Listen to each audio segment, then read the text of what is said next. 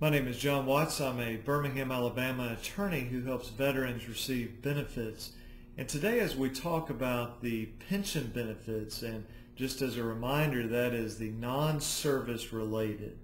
So there are requirements of serving 1 day of active duty during a time of war, 90 days of consecutive active duty, being 65 or older, better than dishonorable discharge, and we'll cover those in more detail, but I just want to zero in on one thing, and that is, why does the VA ask when you, or if you're calling maybe for your parents, why does the VA ask about income? And here's why. Because the VA is trained to ask you, well, how much money do you get every month?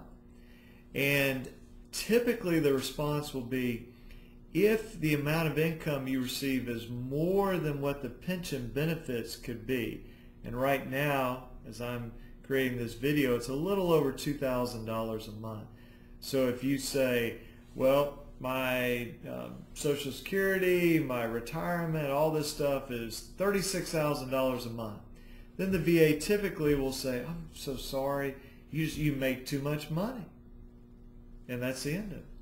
And so they discourage you from even applying. But here's what they often don't tell you.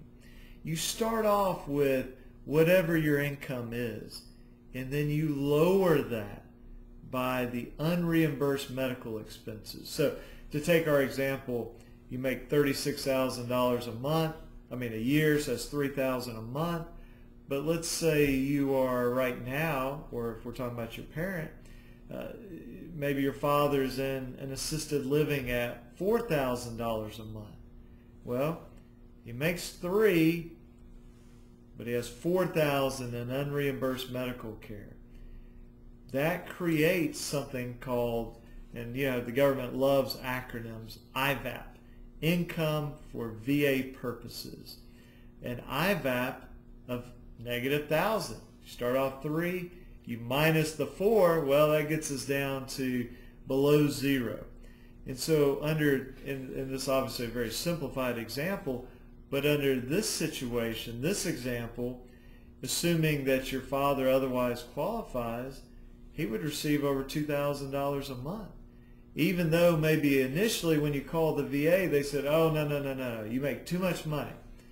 Well, they forget sometimes to tell you about looking at those unreimbursed medical expenses. That can be home health, it can be assisted living, it can even be a family member, not the spouse, but another family member, usually a child or a grandchild, that is receiving compensation for caring for the veteran. Maybe it's driving the veteran to doctor's appointments, making sure they take their medicine, helping them with what are known as activities of daily living, getting dressed, feeding, making sure that they're being safe.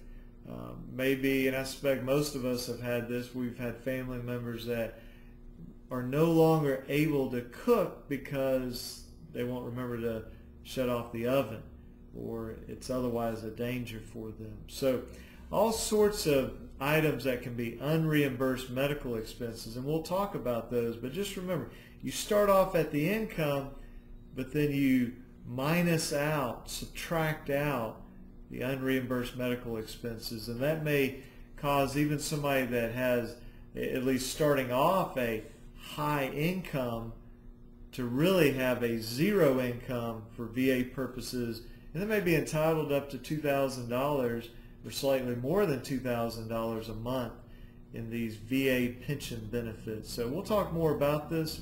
If you live in Alabama and have any questions, you can call me, 205-879-2447, or go to alabamaveteranbenefits.com. Thank you very much.